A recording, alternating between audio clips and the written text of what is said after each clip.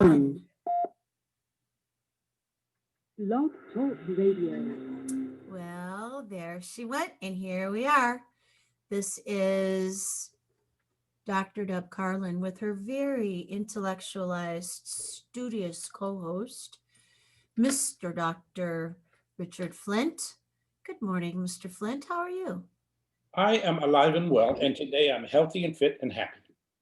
Ah, I love that.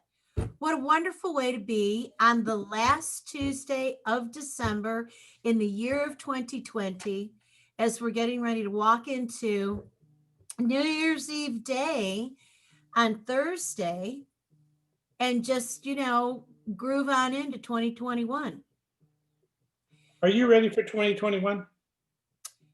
I always think it's interesting the way that people do New Year's because I've always had a little bit of a different feeling about it. I mean, I remember as a kid and then as a person in my 20s and then not so much in my 30s, people saying, well, what are your New Year's resolutions? And I always thought it's, okay, you can use it as a tool to retool, but it's an artificial step as we turn the calendar year. And this year in particular, I'm concerned about people thinking, 2020 was so dark and so this and so that. I can't wait for 2021. Well, hang on, folks. What do you think is going to magically happen overnight? We're in transition. You can use 2020 as a marker and set some ideas in place for 2021.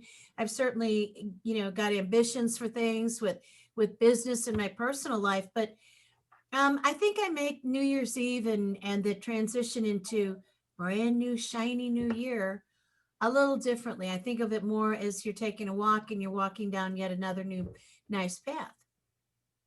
Yeah, it's amazing how over the years we've taught people that the changing of a month and a number creates a new life, uh, You and put that it better than I did. Yes. yeah, that everything that was is magically going to disappear. I'm going to open my eyes on January 1, and I'm going to look around, and everything is going to look different. Yes. Yes. And Yeah. the challenge is, how long will it look different? Yeah. And that's what bothers me is because by the time it's the third week of January, people are getting bummed out.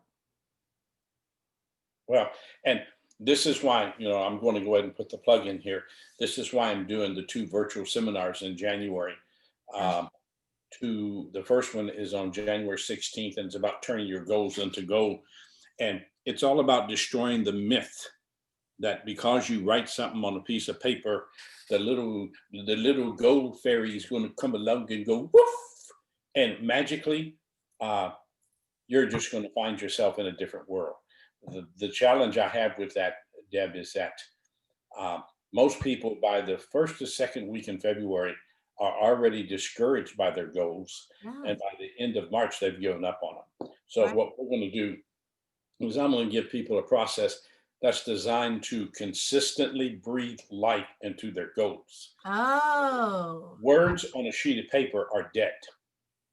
yes. You got to breathe life into them, and you do that with action. And then on the 30th, we're going to talk about having the greatest year of your life. And I'm going to give people a mental mindset process that, if they will stick to it, will, anytime they come up against a wall that is there to distract or detour them, they will have the inner strength to not let that wall control them. Uh, and people need this right now, especially right now. Absolutely. So how long are these two They're 70 seminars? minutes. 70?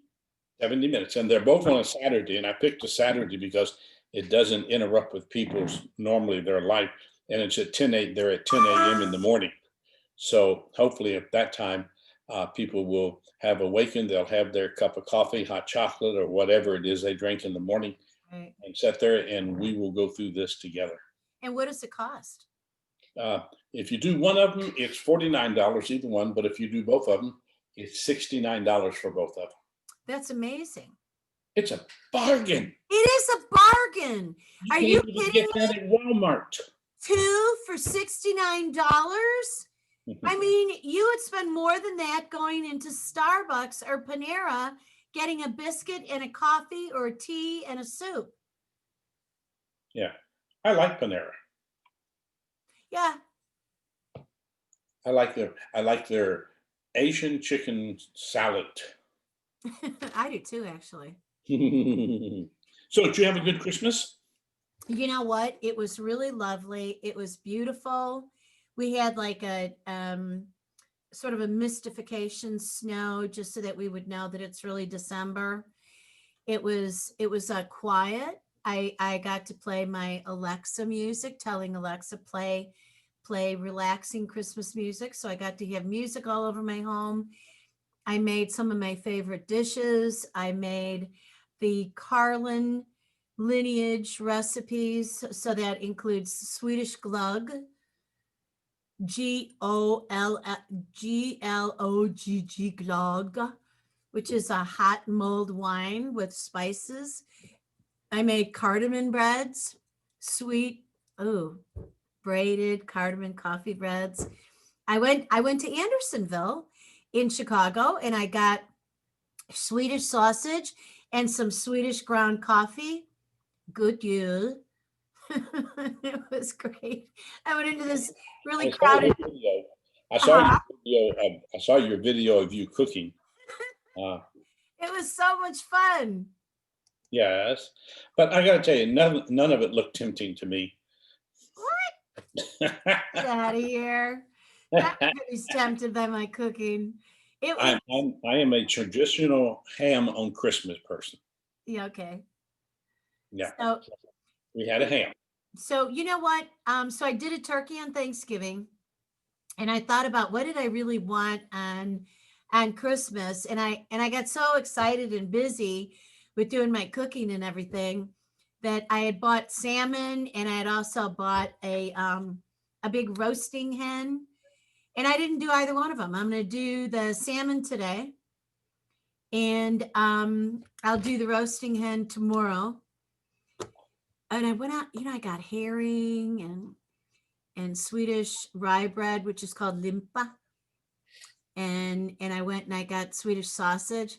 It was really funny. They took this restaurant and they turned it into, because the restaurants, so many of them are suffering and closed. Took all the tables out, had chairs around the perimeter so you could sit. You called and you ordered what meal you wanted, and I said, I just want the Swedish sausage. Well, it's frozen. Yeah, that's perfect.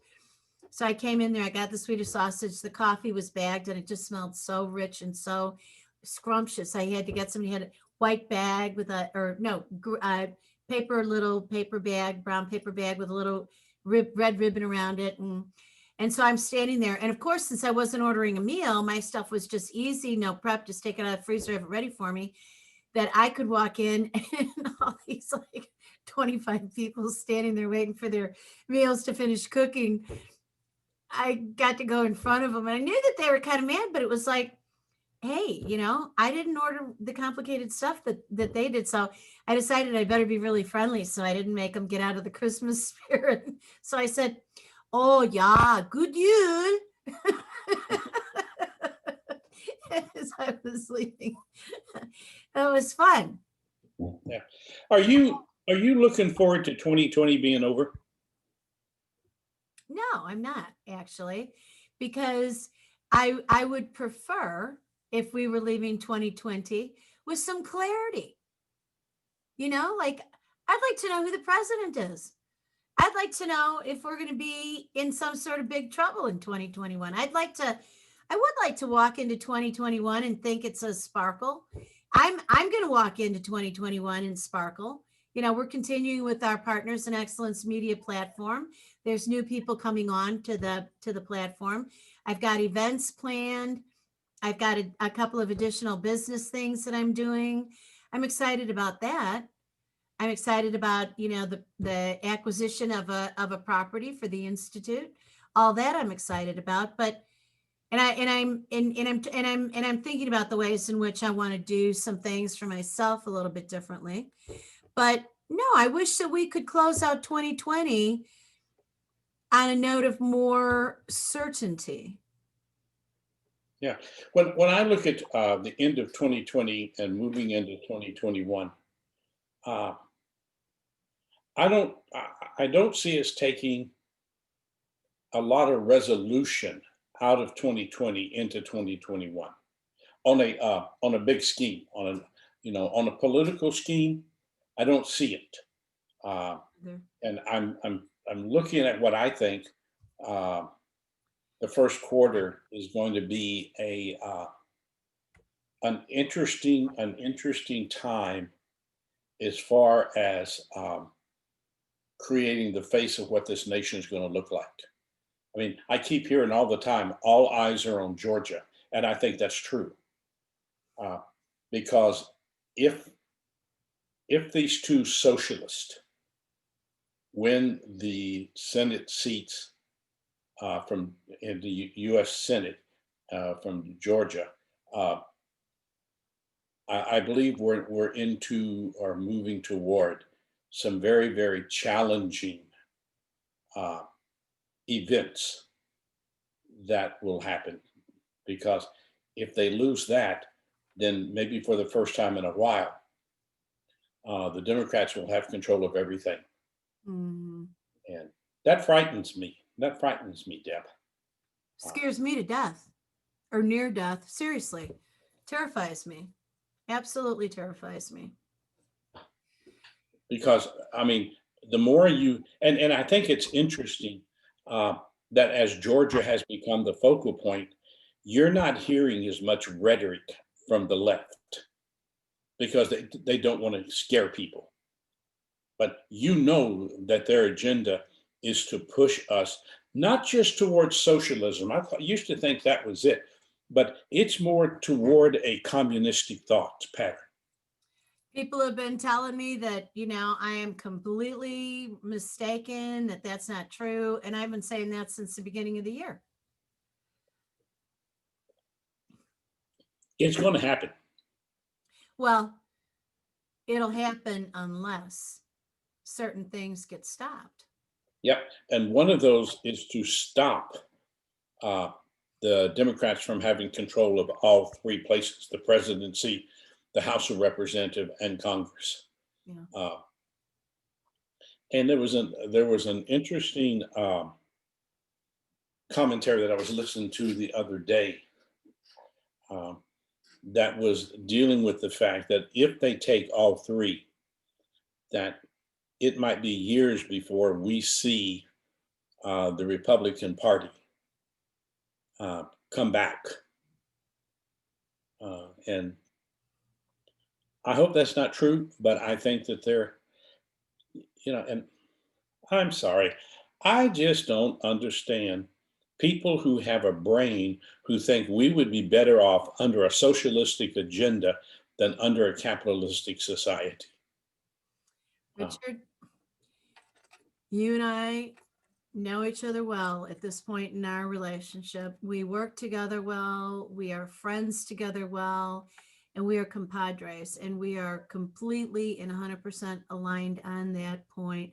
When I look around and I see our fellow Americans who have walked into this mythology, I feel heart sick because in speaking with people, and other than being on this platform, I don't walk around and proclaim and profess my politic, because I don't want to frighten or alienate people. I don't want to be a target.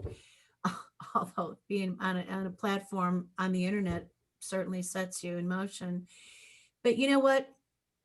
I articulate things. I think both you and I do. We articulate things in ways to try to help people understand and critically think and think strategically. I do not understand when so many people who I love dearly and have trusted and have been close to, both family and friends and business associates, and they think that we have to go socialist because then everybody will be taken care of. Well, wait a second. Why don't you look at the countries who have adopted that model and compare them to the United States of America? Who is the first country on the scene all around the world, when there's either a war or bullying or a natural disaster, it's the United States of America. And in the United States of America, I do appreciate that there has been a president in place who at least says America needs to come first. Do I think we need to do a lot more for our own citizens? I do. And it's not in the way of becoming more of a welfare dependent state. I would like to see Americans have every advantage to really work. And so our employment numbers have really been great the last few years. I would like to see opportunities for Americans to have less taxes as a burden so that they could keep up with their philanthropic donations, which Americans are known for. And I would like to see people enjoying their educational experience and buying homes and living in their own homes. There's nothing better for a person than to feel that home ownership satisfaction. It is great for your self-esteem and for your safety and security, unless you're living in a dangerous area. And then we should have no ghettos in America. I would like there to be a movement so that there's no gangs, no criminality, nobody can be bullied. Everything is cleaned up. Every neighborhood is safe. The police are in force. And, when I was growing up in Chicago in the city, we had Officer Friendly who came and walked through our neighborhood, drove through our neighborhood, knew our parents, nice middle class neighborhood, came to our schools. We had Officer Friendly, and you trusted the police. And you would walk to school, you would walk to church. And if we can do that, then we've got a really beautiful model for that's a utopian society. And teach people how to garden and grow their own foods, even if it's container gardening or raised beds of some sort, and help us become more healthy. Like, why this year wasn't the media interviewing people who are holistic practitioners who could teach people how to boost your immune system, what to do at home if you get the coronavirus, what to do to prevent yourself from getting sick by boosting your immune system. These are all the things that I see, but people say, no, the capitalists are selfish and greedy and arrogant, and they're all white. Well, excuse me, no, we're not. No, they're not. And when I see people of great wealth living in homes that are saying, capitalism is wrong, I'm thinking, how did you buy your home? You're living in a $4 million home. I don't understand your thinking. Just explain it to me. Tell me what it is. Yeah. And I've been putting a lot of thought into this because it is something that has really brought a high level of concern to me. Because if you are a person who has worked for what you have, okay? Yeah. And then the government comes along and says, we're glad you worked for it. Now we want you to give it back. Yeah. How does that work? Yeah. How does that go? And so in my process, in my mind of thinking, I think the attitude that is not spoken but demonstrated through behavior, especially between the age group of 22, maybe early to mid 30s, that the attitude has become, you owe me. And I think there are three groups that I look at that I think have really fostered this to a dangerous level. Okay. That one of those are parents who have been so busy being busy with their lives and trying to always be able to have the more that they want. That rather than teaching their children the idea of responsibility, they've taught them that they can be given anything and everything they want. I've witnessed that. Yes. Yeah, and so it's almost like you owe me. So when government steps in, which is another one the things that I think has created this, and they keep giving handouts. Yeah. They teach people, you're right, we owe you. And this is one of the things that bothers me about the whole Black Lives Matters movement Mm, is it's not a movement, it's a demand. And it's a demand that's based on a history that they haven't even gotten right. Because it's not about what white man has done to the African American. It's what the African American had, or the African person has done to their self. yeah, Because when they came over here and were taken into slavery, they were sold here by Africans. yeah, Their right. own people sold them into slavery. Yeah, there's not an awareness to that though, Richard. And so welfare is about you owe me. And the government says, you're right. So we're going to take away your spirit and we're going to replace it by just giving you whatever you want. We're going to pay you to stay the same. And true, this is, in fact, this is not true with everybody on welfare, but it is true with the majority of them. When you've got second, third, and fourth generations that have lived their entire life off of welfare, there's something wrong with the system. Well, so I've mentioned this so many times on here. The book written by Dorothy Law Nolte, which had been a poem from decades ago, the children learn what they live.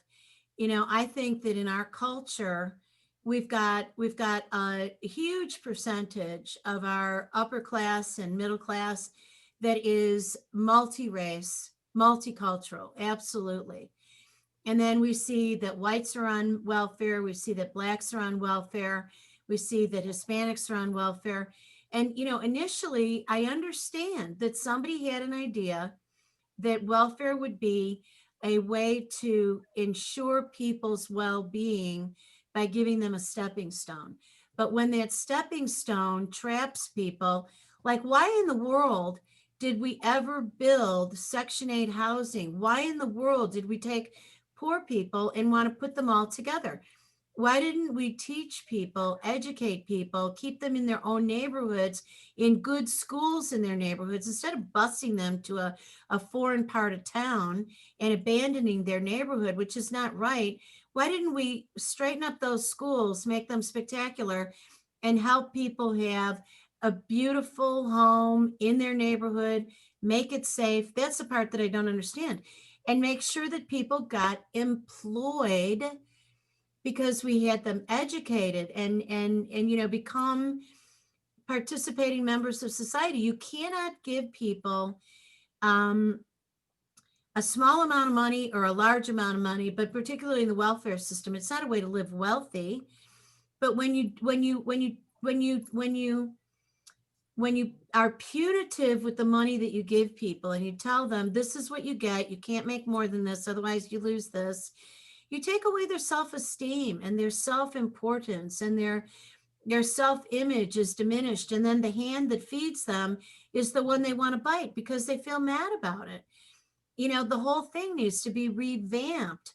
But nobody's looking at that. And now I don't understand with Black Lives Matter, there's so many people who think that it's about a romanticized version of the civil rights movement. There was nothing romantic about the civil rights movement. It was about a movement that needed to happen, but there were a lot of people who, lost their lives in the midst of all that. We don't need a repeat of that again.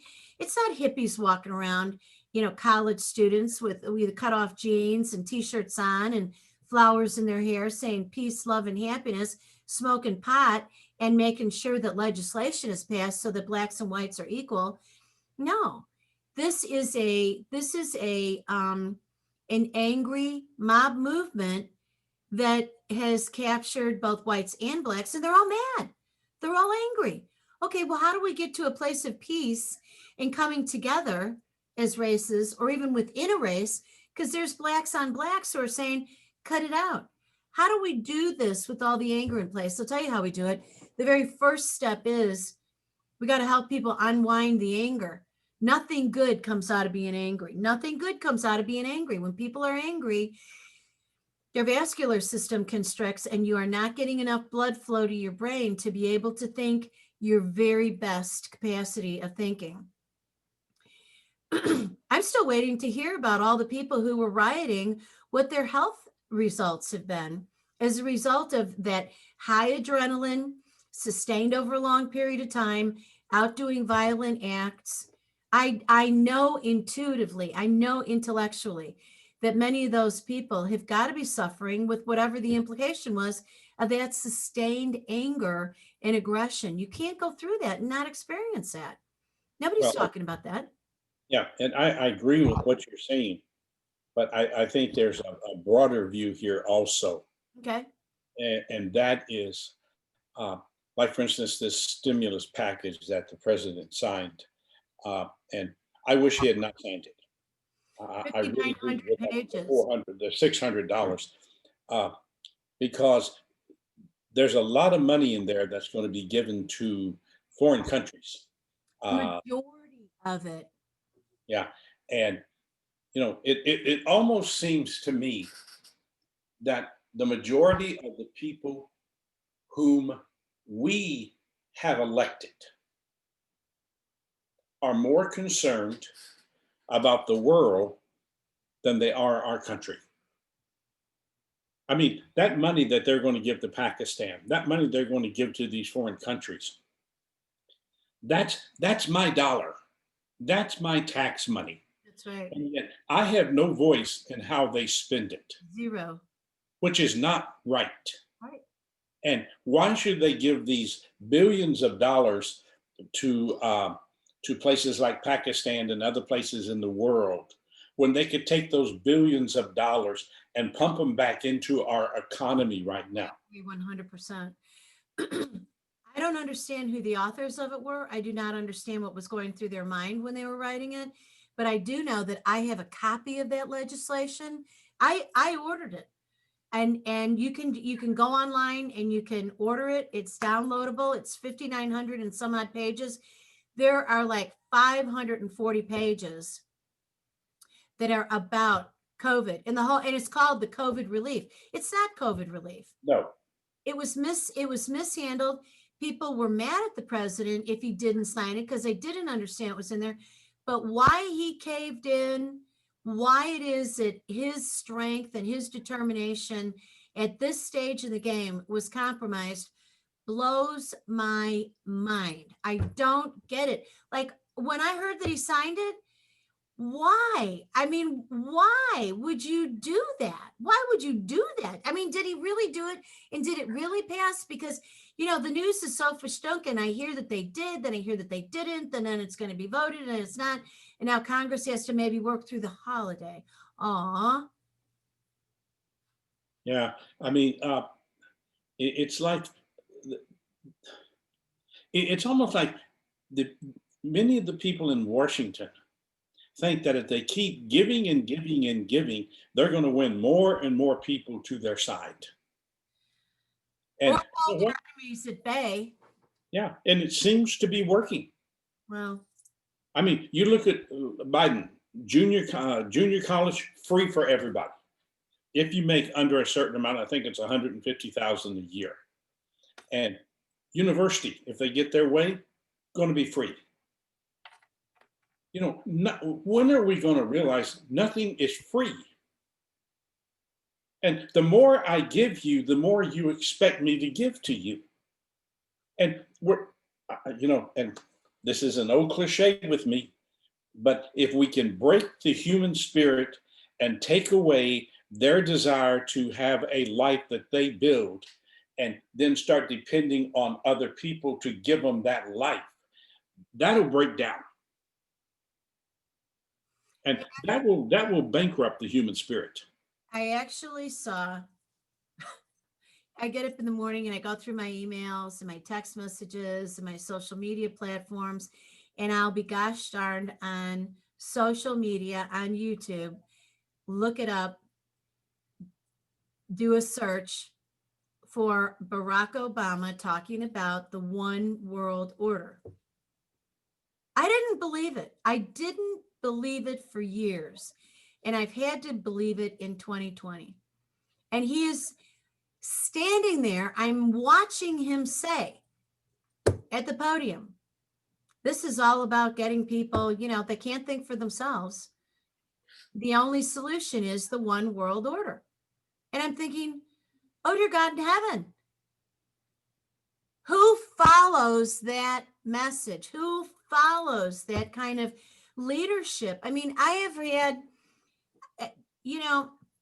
there have been so many people who I respect, who are good people, who are thinking clearly, and yet they're not thinking clearly about the well-being of the United States of America. We've lost a lot of our monuments. Our bases are going to be renamed. Our schools are going to be renamed. Our towns are going to be renamed. Our money is not going to have the same look about it anymore. If we even have money, instead of just having, a debit card, I mean, the dismantling of America, if anybody thinks that that's right, I take issue with that. Why in the world would you want to dismantle the safest country in the world, where people will do anything to come here and get the American dream? We are living the American dream, ladies and gentlemen. And what do you think that, I hear this all the time, but what do you think the American dream is today? Well, actually, the American dream has been, I can go to whatever house of worship I want, and I can congregate, and I can pray to the God that I believe in the religion that I choose. I can get whatever legal means I want to make money, have a job, have a vocation, have a passion about how I create my living. I can earn as much money as I want, and I can be accountable to my government by filing and paying my taxes. I can get an education. I can borrow money for my education. I can pay for my education, but I can go anywhere I want to get my education, and I can get in my car or on foot or on my bicycle, or I can fly or boat or train to anywhere in the world, anywhere around the United States that I want. I just need a US passport.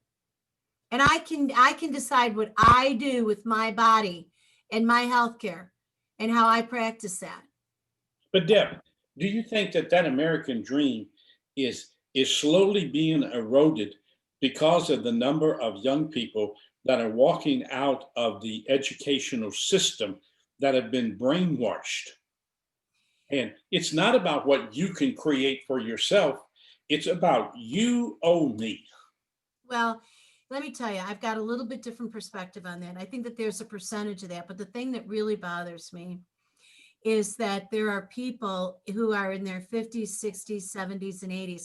I don't think there's a single decade in America that doesn't have this mindset running through it of America's horrible, we've got to change it, that there's systemic racism. Well, excuse me, if you're going to talk about systemic racism, this white woman wants to tell you, I'm feeling it. Do you think I feel free to be a white person in America? No, I do not. I have to be careful what I say. And I'm telling you, I'm a white woman. I was not raised by racists. I was raised to believe that it was a wrong thing. I don't live as a racist. I've never decided about who can be my friend and who can be in my inner circle because of their color. It's about character and personality and talent and alignment and intellectual capacity and all that good stuff. And that is devoid of the skin demographic or the religious demographic. That's one thing. But what I do see, Richard, is I see kids in high schools all over the country and in universities all over the country, but particularly in the high schools, I'm hearing about it, where these kids are thinking, Mom, Dad, do you know that you're privileged and we have to change this? And now they're thinking about changing everything. Well, we have to listen to our kids, they do have a point. Excuse me, where is your parental skill? The biggest thing that happened in this country that is a big mistake is that women were made to feel like they were not good enough if they stayed home to be the homemaker. By George, that's the most important role in the world, is for women or men. I don't care, but somebody's got to stay home and take care of the kids and raise them, because our children have been abandoned all too often for the latchkey program, the before school program, the sporting events. Wait a second, moms and dads, bless your hearts for having the children.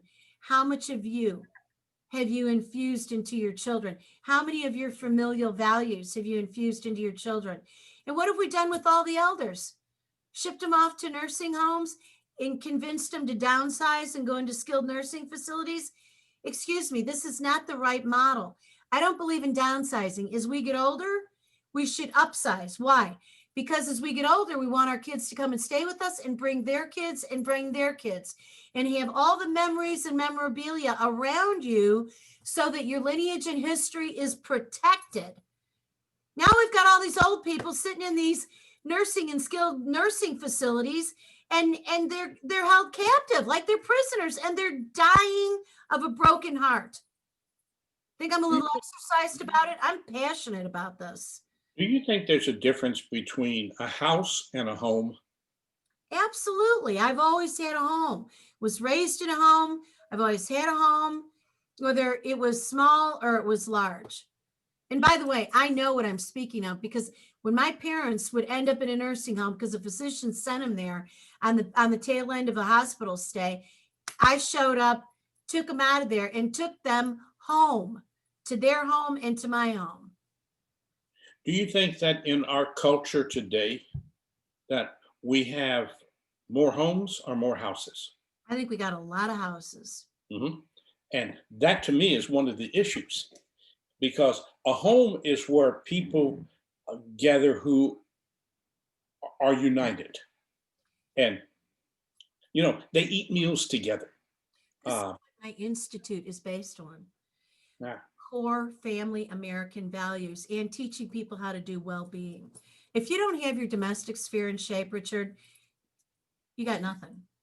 Well, and again, because of the breakup of the home and the creation of the house, that is another thing that I think has led to this attitude of you owe me. Because rather than parents being parents, they're a bank. And what's going to happen when these kids that say their parents are privileged, all of a sudden they will come to mom and dad and they want that Beamer. And sorry, there's no money now. Or what happens when the things that they enjoy, because if the parents are privileged, so are the kids. So what happens when all of a sudden, someone comes and says, you have what I want? And that's my concern. A big part of this Black Lives Matters movement is it's not a movement, it's a lie. And it's about the anger that is not all across the African American population. It's a small group that has been given and is being given a louder and louder voice by the media. And I see just as many and sometimes more white people at Black Lives Matter movements than I see blacks, which absolutely blows my mind, because talk about confusion. But again, you know what? I'm going to tell you something. Most people have no clue about what either of us have done across the course of our careers. We're just sitting here looking, like we're fine. Okay, we are fine to a degree. We both have financial stress. We both have concerns about what decade of our life that we're in and what kind of freedoms we have and all that, and relationship challenges. We have the same challenges of anybody else. But here's the thing. I have spent my life since I was in grade school, and my sister and brother-in-law moved to Kentucky, and she was a homebound teacher. And I would go and spend, like spring break with her and my brother-in-law. And I would do the homebound visits with her. And we were driving into the backwoods on rocky roads in an old sedan where we would get to the property line and there'd be somebody holding a loaded gun on us, a shotgun. You know, some good old boy who'd say, "Oh, you know, yeah, it's teacher, so let the teacher in." Oh, she got her little sister with her. And we went into really primitive homes. I mean, we're talking shacks with dirt floors. I'll never forget the one that had a hog walking around in the middle of the house. I worked in community medicine while I was in my undergrad, when I was in my graduate training, and I went all over great neighborhoods and really frightening neighborhoods where I had a phone in the car in a bag plugged into the cigarette lighter, and the people would say, "Honey, you call us when you pull up. Don't you get out of your car. You come during daylight hours. We'll protect you from the car up to our house." I have traveled around and I have walked into homes, looked, sat, and talked to people in their homes for hours. What I see more of is I see kids who are thirsty for mom and dad to sit down with them and have that meal at the table, to sit down and talk with them. And I'd like to see more moms and dads and kids sitting at the table, not at TV trays, looking at the television, but really sitting across from one another, like you and I are doing right now, and going eyeball to eyeball and having dialogue. Well, would you say right now that in your spirit, you're more optimistic or pessimistic about the future? I'm always optimistic about it. I'm scared, but I'm optimistic about it. I'm an eternal optimist and I have unshakable faith. How can you be optimistic and scared at the same time? Because my faith tells me that human beings and humankind is filled with goodness, and that there is a divine plan for us, and it's to be happy and productive and actualizing everything that's wonderful about the human condition. And people are filled with love more than they're filled with hate, and people have minds that are theirs to use. Now, that's what I believe, and I can see good prevailing. However, I'm not I'm not I'm not blind to the evil forces that are trying to overrule and overrun that. So I'm scared about that. I'm scared because I've witnessed the riots. I'm scared because I've witnessed the killings and the beatings. I'm scared because I've seen what's happened to our cities that I don't know if they'll ever get rebuilt. So until we have resolve on how we're going to have peace again and repair all the damage, I'm scared. Until I see how it is that we're going to really deal with and interact with people who are violent and enraged, I'm scared. And Well, one word for me right now is because, again, it's something I've been playing with. Um, an optimist to me is a person who sees the pathway forward. I do.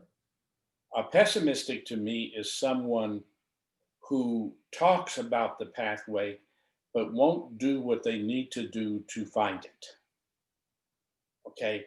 And there's a part of me that's pessimistic, and because I don't trust.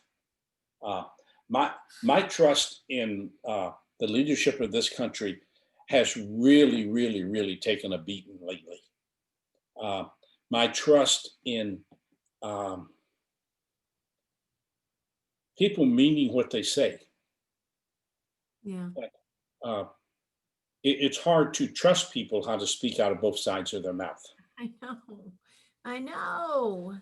And this is one of the things I haven't understood about all of this year that we've been in of election is that you have a candidate stand there and say one thing, and then the media plays 3 or 4 clips of them saying just the opposite. So, what's truth? What is the truth? And it,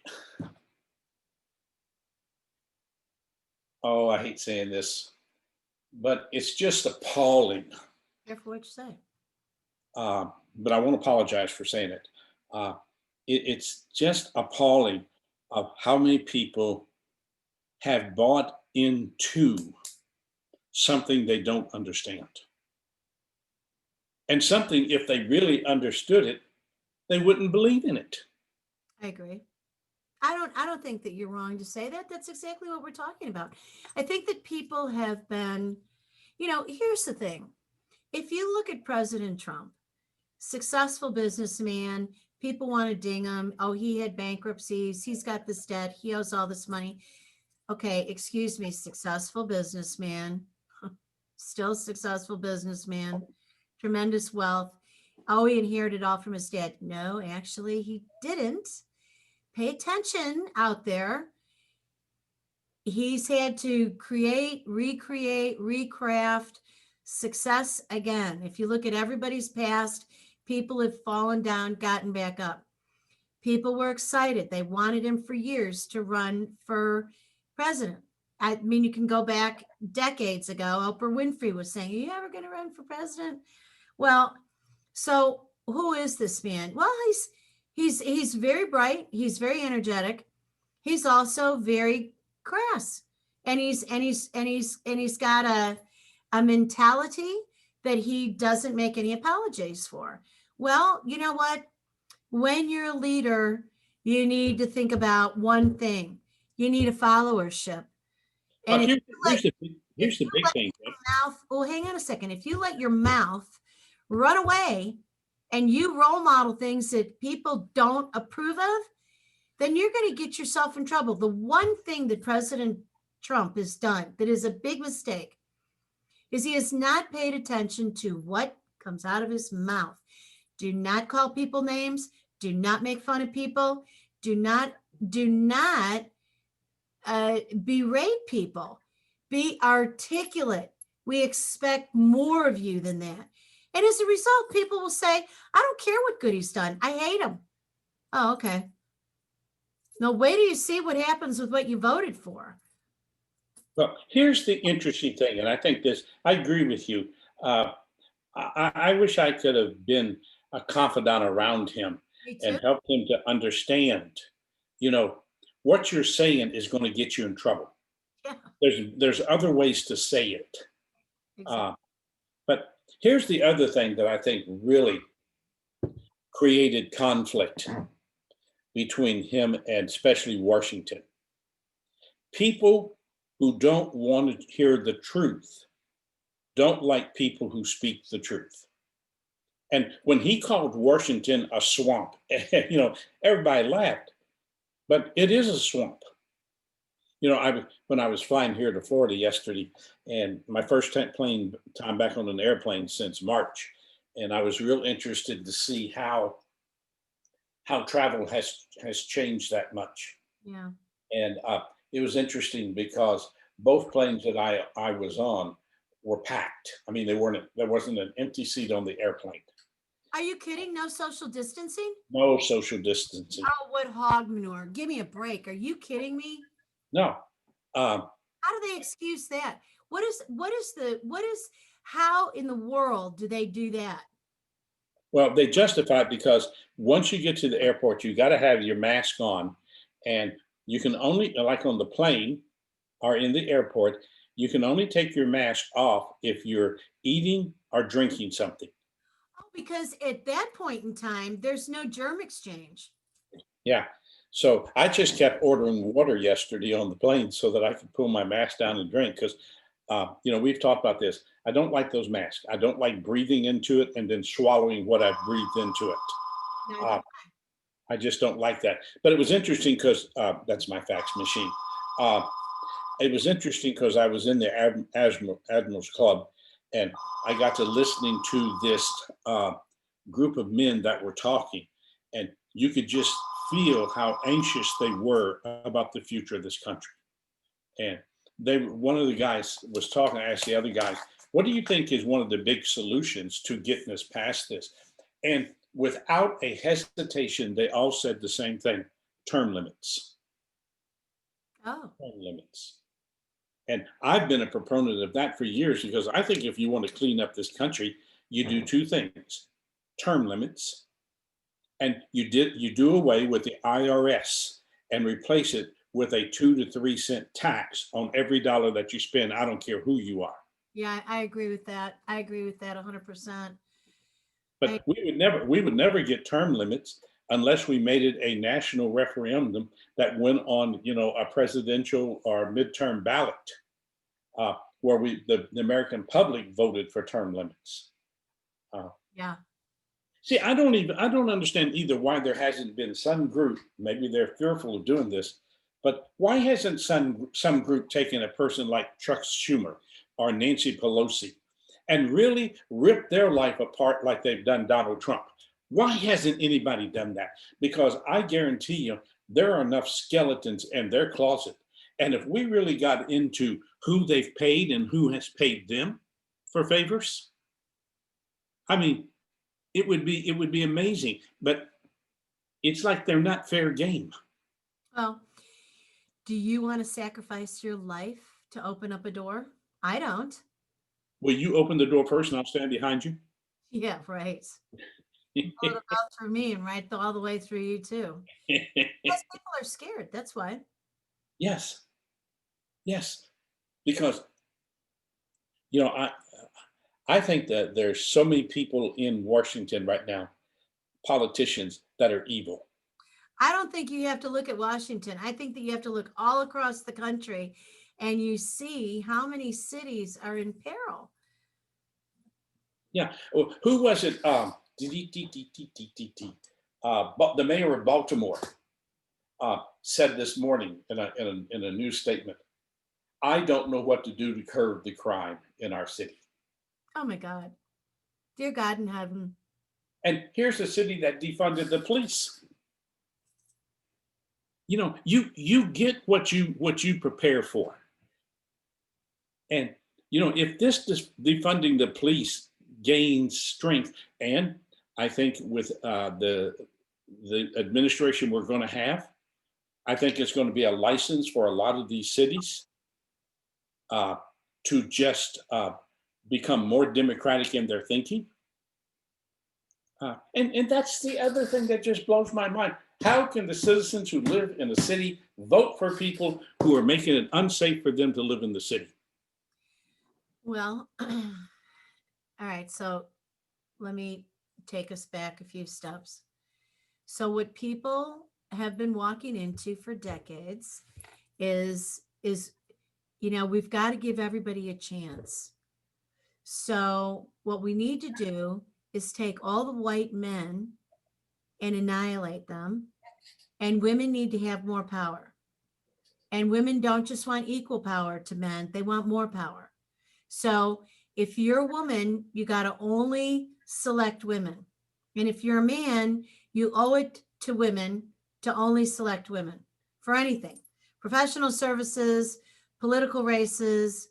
And then you have to go to all the other demographics and make sure that you give them an advantage over the white men. I've been talking about the annihilation of the white male in America for decades. I've been speaking about it on platforms. And people look at me and think, well, what is she talking about? And then let it resonate. Just let it bubble around in your head a little bit. And people start to understand. And then they say, well, white men have been in control for a long time. Okay. How about if we tease out who's done a good and effective job and who hasn't? Because if what you tell me is that this whole demographic is evil and wrong and needs to be annihilated, then I guess I do too. Because I came from it. My father was a white man. My whole lineage was white. And there were as many men as women involved in the creation of me. And so until we start to love one another and say, you know what, we have so much to learn from one another, then we're not going to get anywhere. But when affirmative action came into play and we said, you know what, it doesn't matter what your talent is, it matters what your demographic is. That's not a way to lift people's self-esteem. What we needed to do was give people the freedom for good education, good homes, good parenting, an embraced population of human beings so that everybody had an opportunity to get smart and to live well. That's my pitch. Everybody deserves to be smart Stop and right there, stop right there for a moment, because we're going to be out of time in a little bit. And let me just put this in front of you. yes. Do you think that today we're being driven more by the mistakes that were made in yesterday than we are the successes that were made in yesterday? Oh, absolutely. The mistakes. And it's almost like we've come to a place where we're wanting to clean up yesterday. I don't know why people are hooked on that, because if you're looking back there, you're going to hurt your neck. Well, my thought is, and I could be wrong. I was wrong once for an hour, but my thought is that when you work to clean up mistakes, you're not learning from them. Oh, well, that's an interesting thought. But when you look to learn from successes, Yeah. you create a pathway for improvement. And everything I hear in so many of the left way of thinking is that yesterday was filled with wrongs that we're going to clean up now. We're going And to it, erase. yeah, and it doesn't matter how we clean them up, but we're going to push our agenda on. And Deb, my big concern is that you can only push people so far, and then they're going to revolt. And my concern over the next 4 years is, and maybe just the next 2 years, maybe just the next year, is that as people begin to see the agenda of things being taken away from them, no matter how hard they work, there's going to be a revolt. Well, here's what I'm going to say. We're down to our last couple minutes. So here's what I think we need to do for our audience. We've gotten really exercised about this. We've both gotten really animated and passionate about it. Friends, it's because we love you. Really. I love everybody. I do. I have said all along, I was worried about the people who were rioting. I said it again today. People have been manipulated into the positions that they're in the mindsets that they're in. I know that I speak for Dr. Richard Flint and myself, as we both say, we understand the human condition. We love humanity. We love people. We want to see people happy, healthy, wealthy, in well-being, in abundance, in every good way, And he and I are not about malintent for anyone. So if you object to anything that was said on here, no apologies.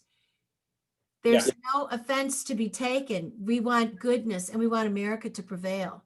All right. Well, let me say this, because here's what I want to do in 2021. Okay. Yep.